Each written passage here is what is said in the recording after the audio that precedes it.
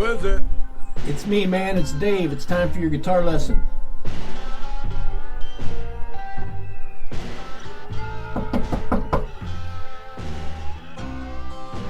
Who is it? It's me. It's Dave. It's time for your guitar lesson.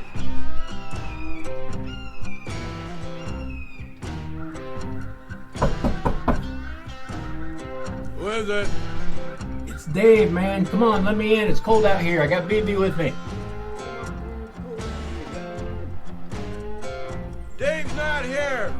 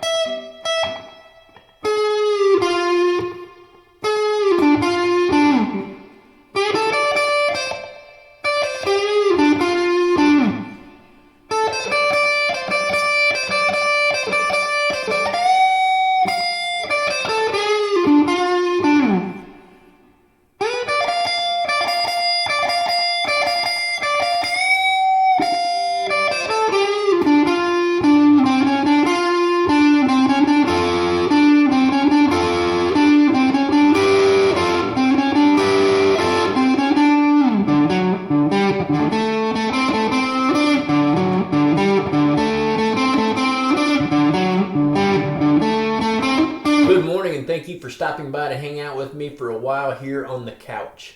Boy, do we have a good one for you today.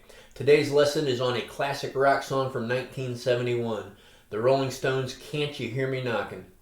Playing this song is just like eating barbecue ribs with your fingers. It's sloppy, messy, but oh so good and full of tasty licks. The main riff was written by Keith Richards, and while the entire song is spontaneous and very improvisational, the first half was recorded live in just one take.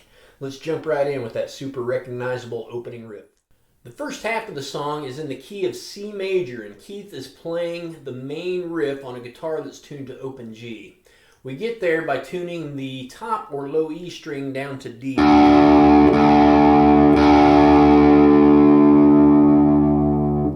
The A string is tuned down one full step to G.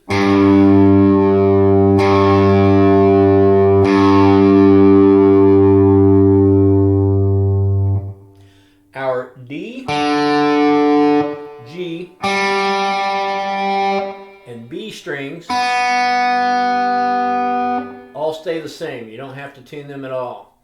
But then our high E, or the first string, is going to be also tuned down a full step from E to D.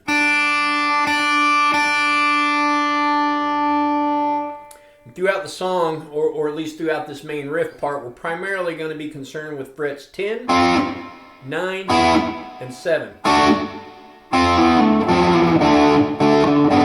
The song's opening is a series of riffs, primarily on the 3rd and 4th string, or the 4th and 5th string. So you kind of get acclimated to how those sound. It starts like this.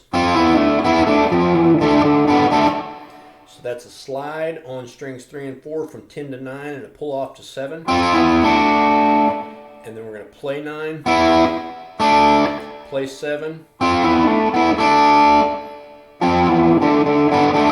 We go up to strings 4 and 5 and we slide down from 10 to 9.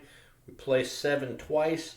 And then my ring finger is just hitting the 9th fret of the 4th string. Kind of a little blues, 12-bar blues type thing there. Get used to that little ending. We'll use it a lot. The very next riff starts out there on the 7th fret of 4 and 5. And we're just going to stay on those strings the whole time. So it starts out kind of slow with 2 beats. And then I'm using my ring finger and my pinky only on the 4th fret, even though only on the 4th string, even though I'm playing both strings. Kind of the classic 12-bar blues lick there. The next one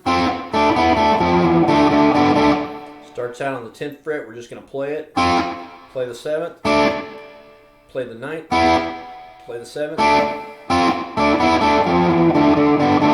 And then our regular ending is a slide down from 10 to 9 on 4 and 5.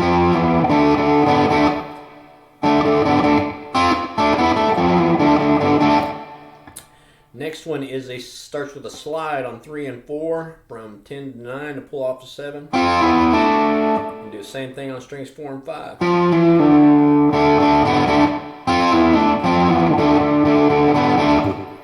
Next one is a bend up at the 9th fret of strings 3 and 4, and then we're going to slowly bend up about a half step and then write it back down.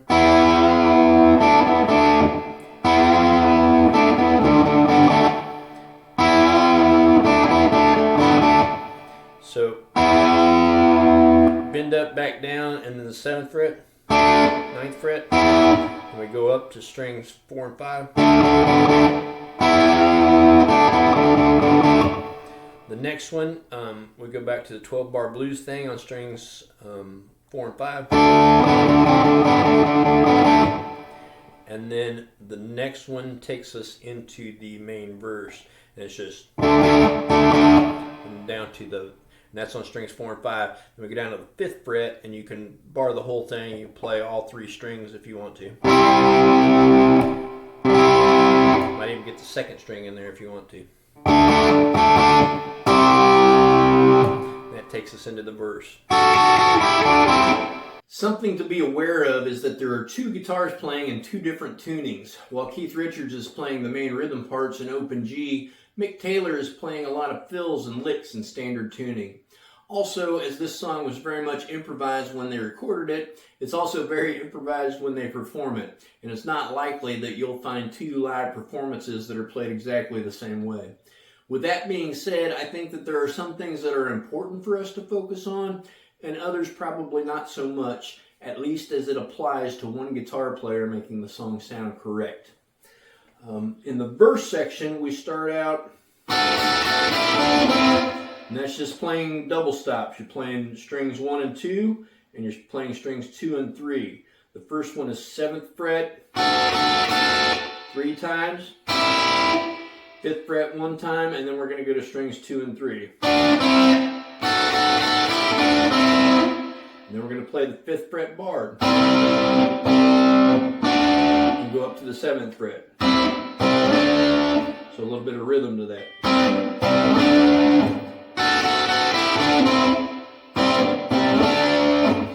The exact strings and the number of strings is one of those things that I think vary from time to time as you play this, and I don't think it's very important. I'd say at least try to get in there strings 2, 3, and 4. If you get string 1 or string 5, it's not going to matter so much, but at least those. After we get there to the 7th fret, we're going to do a lick that we're familiar with. So that's the slide from 10 to 9, pull off to 7 on strings 3 and 4, and then we do it again on 4 and 5. And then back to the 5th fret. Here's something that's very important. Notice after we finished that first time we went up. So the next time, instead of going up, we're going to go down. So it's...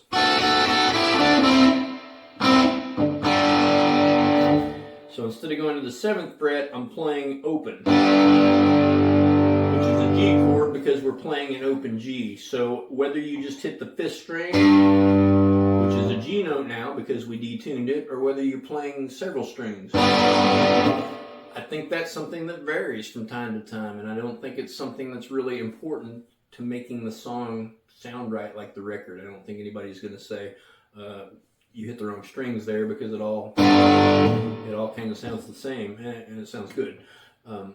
So anyway, right after that, there's a quick lick. I'm hammering on from 5 to 7 on the 5th string, playing the 5th fret of the 4th string 3 times. So that's playing the 3rd fret on the 4th string. I kind of bend it down a little bit and pull off. 5th fret on the 5th string, and then back to open on the 4.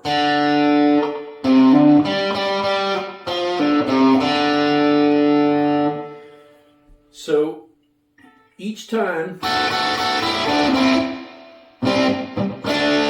we're either going to go up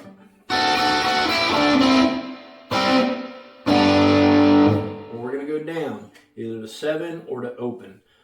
And that is important to remember. They alternate each time. It's going to go up 4 times and down 4 times before it goes into the chorus.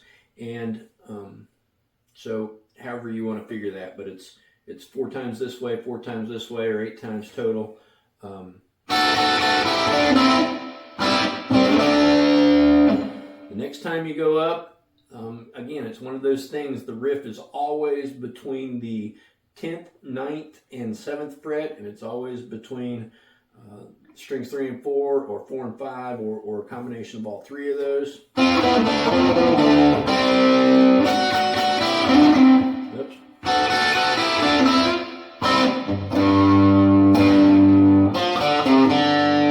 That little riff is some combination of those notes, and you can kind of play with it and see what sounds good to you, what works best for you, what's easiest to play. Again, that's one of the things that I don't think is important as long as we're going up and down in the right order. Once we get through the 8th time total or the 4th time down, at the end of that, instead of going into the lick, instead of doing that, we're going to go into the chorus. Once we get into the chorus section, it's only 3 chords. It's going to be a G, so that's a G open, or we can borrow it at the 12th fret. That's also a G. It's an F chord, which is the 10th fret, and then the 5th fret is a C chord. So the way it goes as we come out of that last bit of the verse,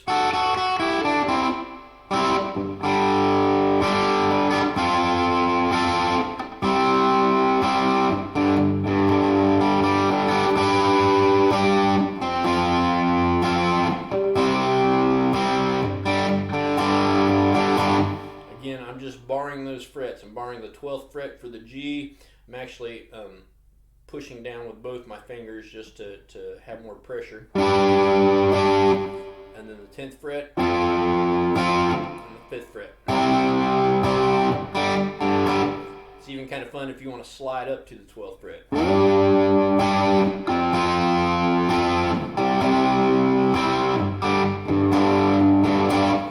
So it goes through those chords. It goes through the chorus section 4 times total, but on the 4th time, instead of the chords, it does the chords 3 times. The 4th time, it goes back to, and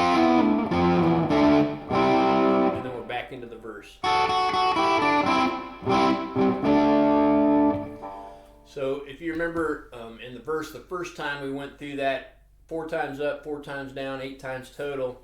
This time we're only going to go 4 times. So we're going to go twice up, twice down, but on the second time that we go back down, and remember to alternate between each. We go back into the chorus again.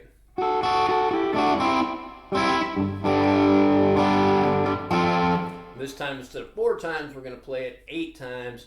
After the 8th time, we start the jam section.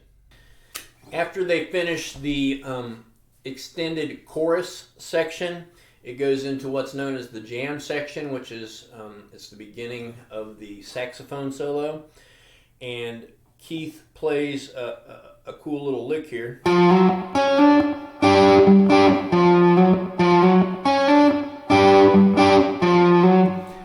Different ways we can play that. Start with the easy way. What I'm doing, I'm just using one finger. I'm sliding on the 5th string from 10 to 11. Then I'm going to the 4th string, sliding from 11 to 12. Then I'm playing 3 and 4 together at 12. I'm using the 12th fret of the 5th string kind of as a bumper between. And then I'm sliding back again from 10 to 11 on 5. That's the end.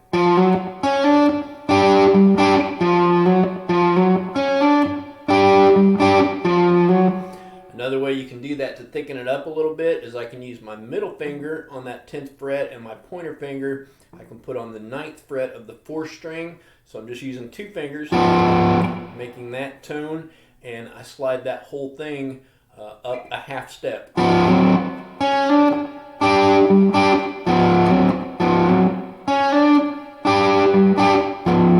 Everything else is the same.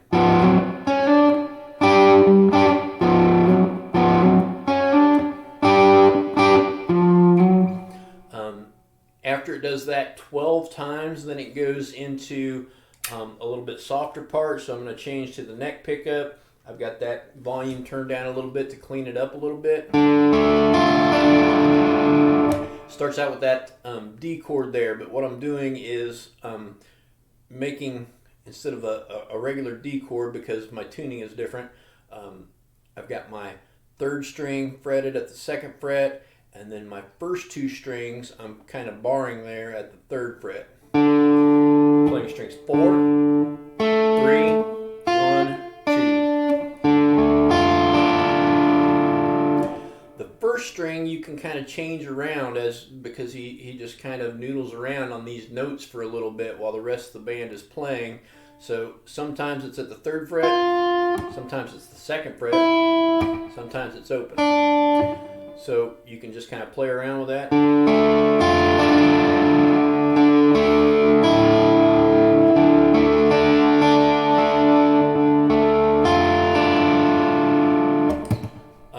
Then at some point he comes up here. And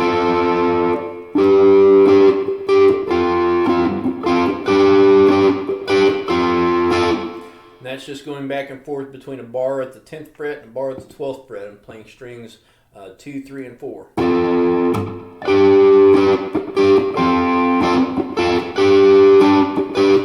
again, that goes back to the concept of it's never the same twice with this song. So again, just play around and have fun with it. And that's part of the fun of this song, is that it's meant to be sloppy. It's meant to be fun and improvised, and that's exactly what they're doing.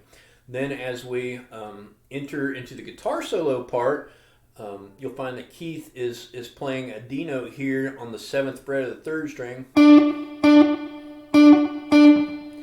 Or you can play the D chord here, but I'm leaving the 1st string open, and I'm just playing what would be like a D suspended chord with my pointer finger on the 2nd fret of 3, my middle finger on the 3rd fret of 2, and I'm playing strings 4 through 1. I think just the single note sounds better, sounds more like the song.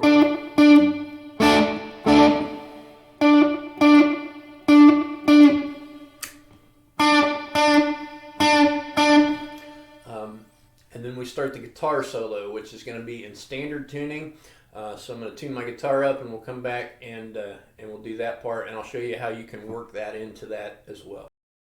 The epic guitar solo that ends this song is in standard tuning. So if you're the only guitar player and you're playing it live with the band, you have a couple options. Option 1 is that you have 2 guitar players. If that's not the case, if you're the only guitar player, You could have two guitars, one tuned to standard and the other tuned to open G. Option 3 is that if you have a silent tuner, or rack mount tuner, or a pedal tuner, that you can tune your guitar visually and the rest of the band playing is not going to interrupt it. You do have time because it's kind of a long extended jam session, so you could easily tune up those 3 strings. It's just the high E string, the A, and the D string that you have tuned down a full step, so you just need to tune those 3 strings back up a full step and you're back to standard.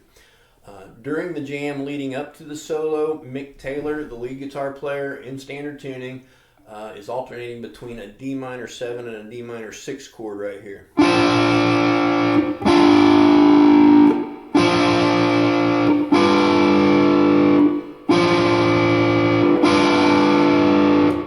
So my index finger stays planted at the 10th fret of the G string, my middle finger stays planted on the 12th fret of the D string, and then a couple ways you can do it. Number one is you can just slide your ring finger back and forth between 12 and 13 on the B. The other way is that you can use your pinky there to alternate, which is technically the correct way to do it.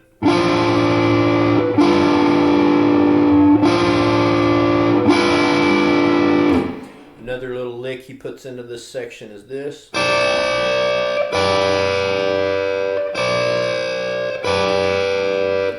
So that's similar, but I'm only playing the E and the B strings. My index finger is on the 10th fret of the E. My ring finger is on the 12th fret of the B. My pinky alternates between the 13th and the 12th fret.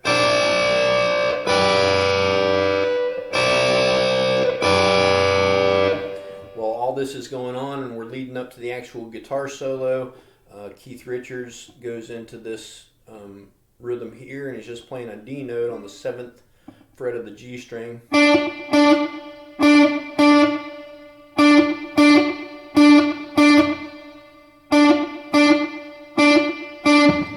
While Mick Taylor is doing that.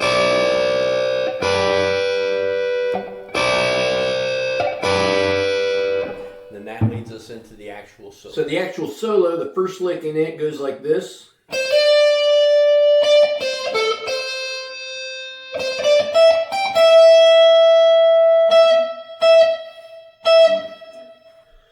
So it starts out on the 13th fret of the B string. I'm going to hammer on from 13 to 15. I'm going to play 15 again, and then I'm going to play 13, and then I'm going to go to the 14 of the G string, back to 13 of the B.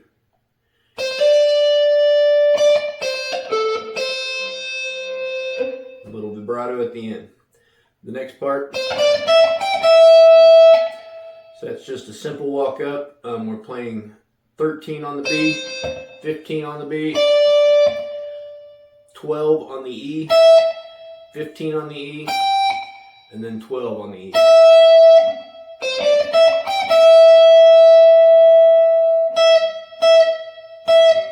Then he kind of joins in with Keith, who's still down here on the 7th fret.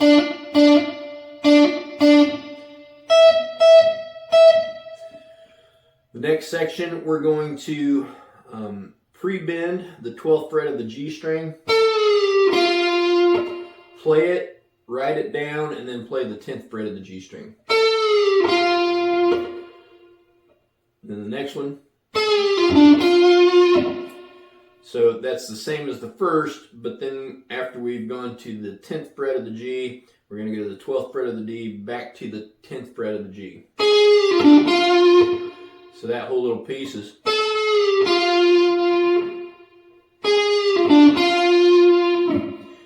Next lick. That is a bend up on the 12th fret of the G string.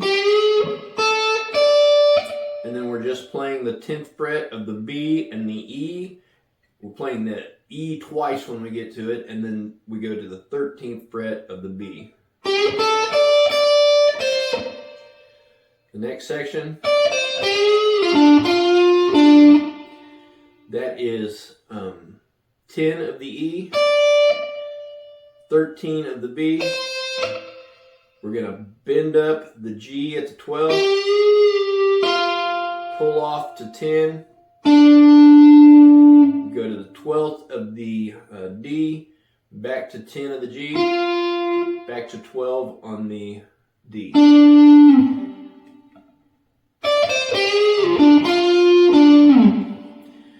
The next one.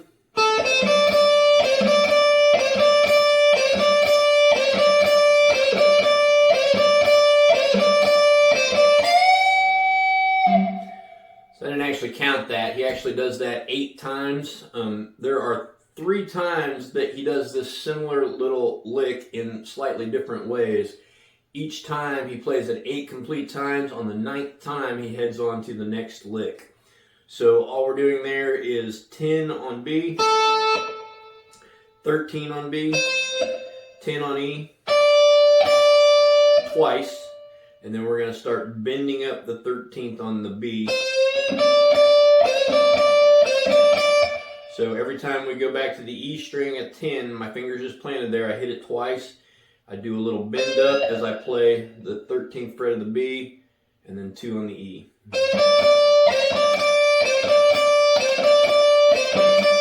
After you've gone through that 8 times, on the 9th time, you're going to go.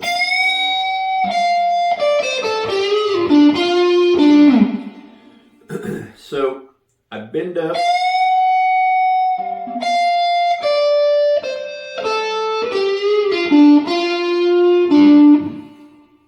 It's a nice little pentatonic lick. After the bend, play it coming down, play the 10th of the E, 14 of the B, 10 of the B, and then I go back to my G where I bend up, pull off to 10, and then back and forth between the 12th of the D string and the 10th of the G string. So one more time.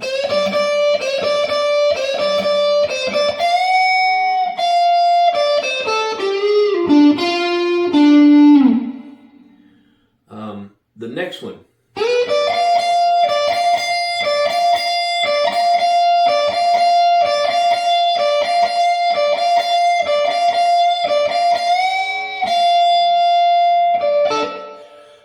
So that's the second time we do that similar little lick, and we're all on the E string there, but he slides on the B up to the 12th to kind of get it started, and then we plant our index finger on the 10th of the E. The double is on the 13th of E, and after you play that double, if you want to, he gives it just a little bend there. It's not very dramatic.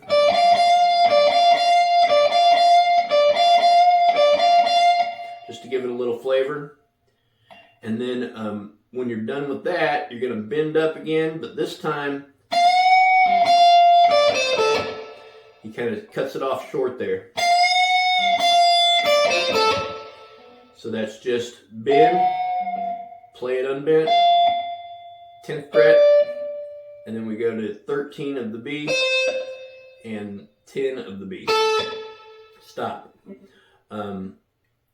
Then we're going to bend it again. This time we're going to go through that same little lick, but we're going to add one more note, which is the 10th of the G string. So that's a little bit different. Instead of going back over to this side, we're going to stay on this side with our index finger. So that whole little piece.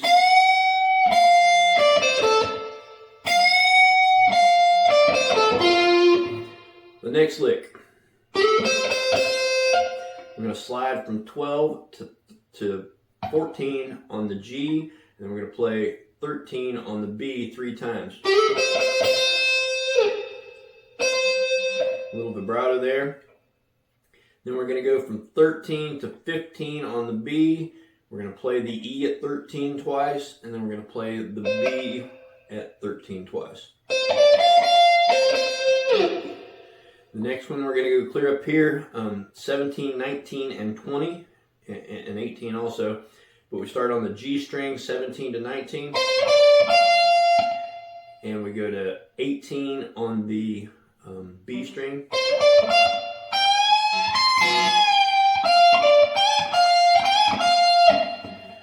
So 17 to 19 on the G, 18 on the B, We're going to bend up 20 on the B, and as we're bending it up and it's sounding, we're going to catch the 20th with our pinky on the E string, play it back down, and then 18 on the B, 19 on the G,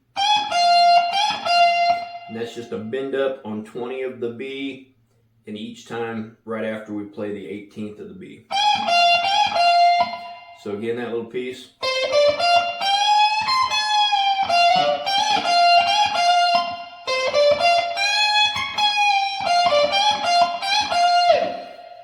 Sorry, I'm not hitting it super clean there.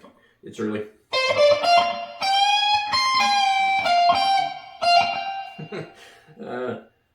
Might have to edit that one out.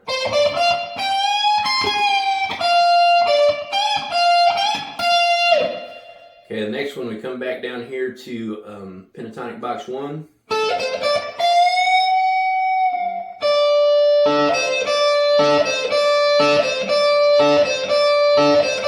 We start that lick that sounds similar again. So it's starts at 10 on the B, to 13 on the B, to 10 on the E. Then we're going to bend up 13 on the E.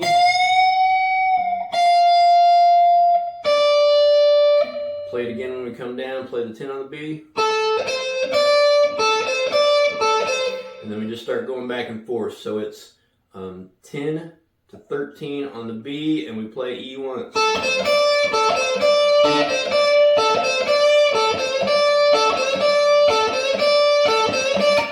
You can do a little bend up when you get to 14 there. It's a little more difficult because you probably got your index finger planted here, so you have to be conscientious of that. Again, you go through it 8 times. On the 9th time, this time we're not going to do the big bend at the end, but when we get back to this note, we're going to go down here and do our little lick that we're used to. So that section all together is going to be.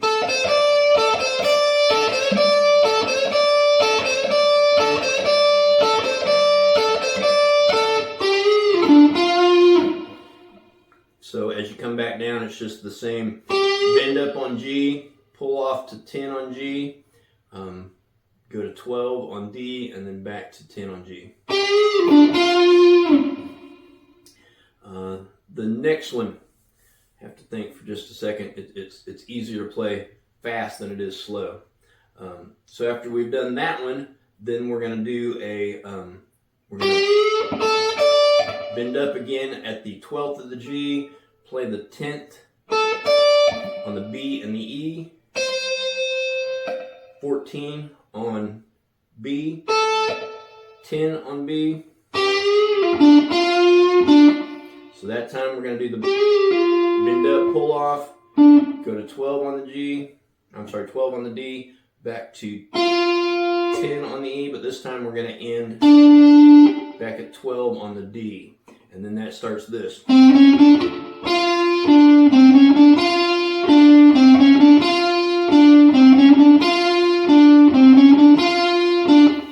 So that's 10, 11, 12 on the D, 10 on the G, back to 12 on the D.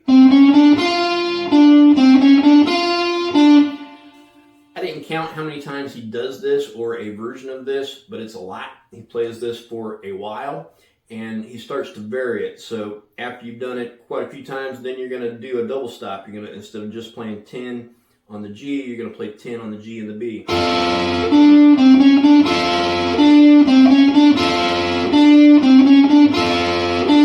And then we're going to start going over here to 12. We're going to play the double stop on the G and the B, and we're going to go back to 10.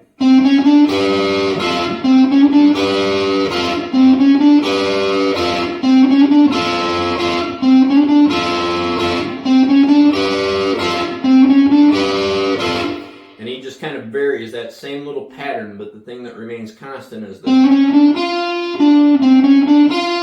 So that 10, 11, 12, and then something up here or over here.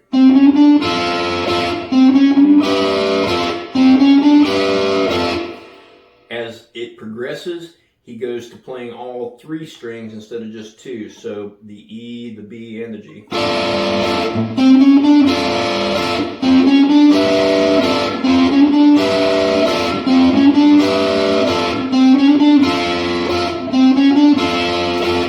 That leads us up to the end of the song, which is a cool little lick. We're going to do the 10, 11, 12. Then we're going to go down here.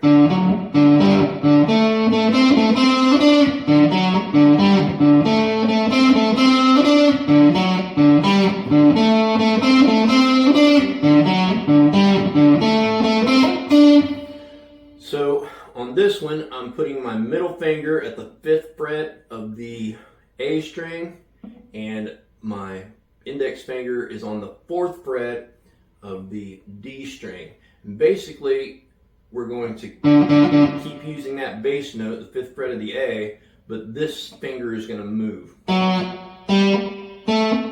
So that's going up as every time we play the bass note. So it's going to be 4, 5, 7. So you got to wrestle your fingers around a little bit like that. I start out with middle finger on the 5th of the A, index finger on the 4th of the D. Put them together, so now they're both on the 5th. And then I go to this kind of power chord shape. So that's 5 on the A and 7 on the D. And then we're going to go 7 on the D, and we're going to go up here to the G string. So it's 7 on D, 5 on G, 7 on D, 5 on G, 7 on G.